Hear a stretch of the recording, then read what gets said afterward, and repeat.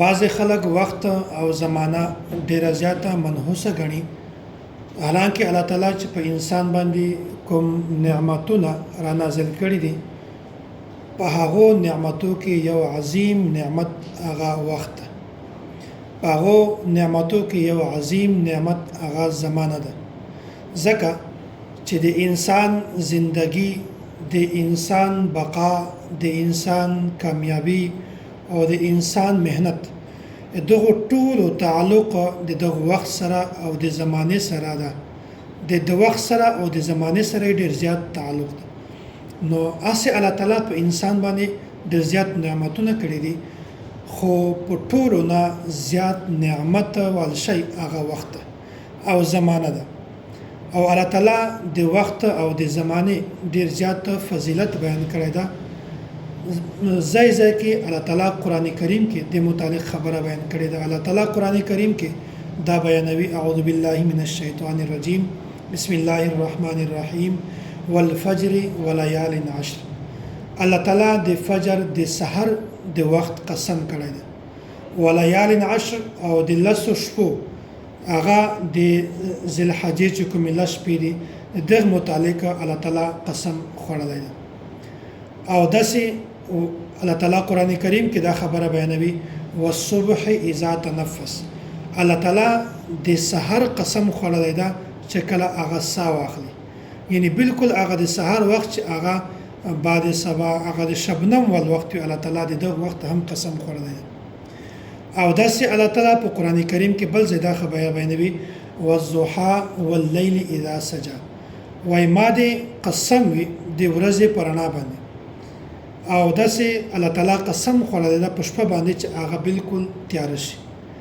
او الله تعالی قران کریم کې بل ځای دا خبره بیانوي: والليل اذا يغشى.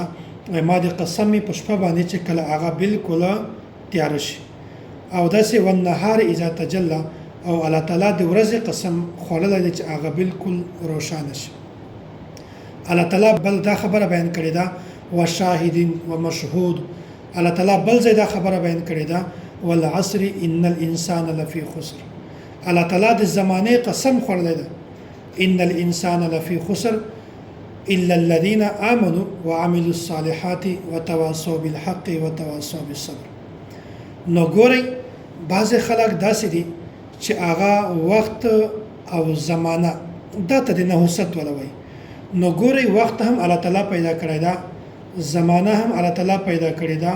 په دې وخت او په دې زمانہ کې چې کوم واقعات پیښیږي او کوم حادثې پیښیږي یا داسې کومې تبدیلیانې کېږي کی کوم ښه کارونه دي کوم بد کارونه دي، دا ټول د الله تعالی له طرفه دي. نو بعضې حالاتو کې بعضې وختو کې انسان ته یو پریشانی لاحقه شي، د یو مشکل سره مخامخ شي، یو پریشانی ورته راشي، په یو مصیبت کې راشي، بیا دا خبره بیانوي چې ګورئ دا وخت دا منحوس ده، دا زمانہ دا منحوسه ده، دا چې کوم وخت کې ماته تکلیف را رسېدلی ده دا منحوسه ده. ګورئ، د ما کاروبار خراب شو نو دا وخت منحوس ده. د ما بچی وفات شو دا وخت منحوس ده.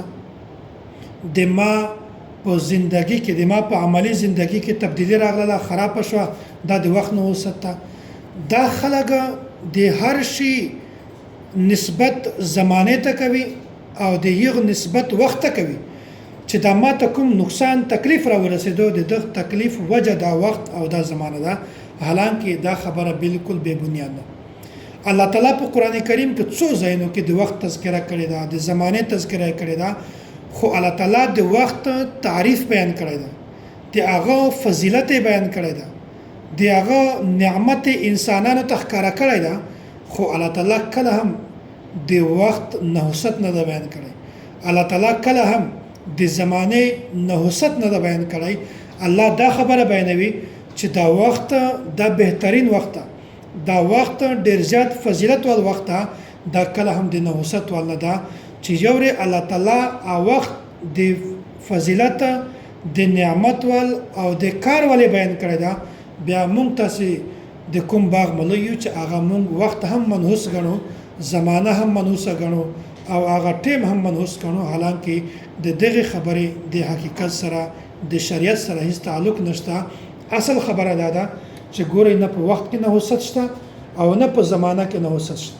الله تعالی قران کریم کې څومره ځایونو کې د وخت تذکره بیان کړی دا، د زمانه تذکره بیان کړی دا، خو په هر ځای کې الله تعالی د دغه فضیلت بیان کړی دی.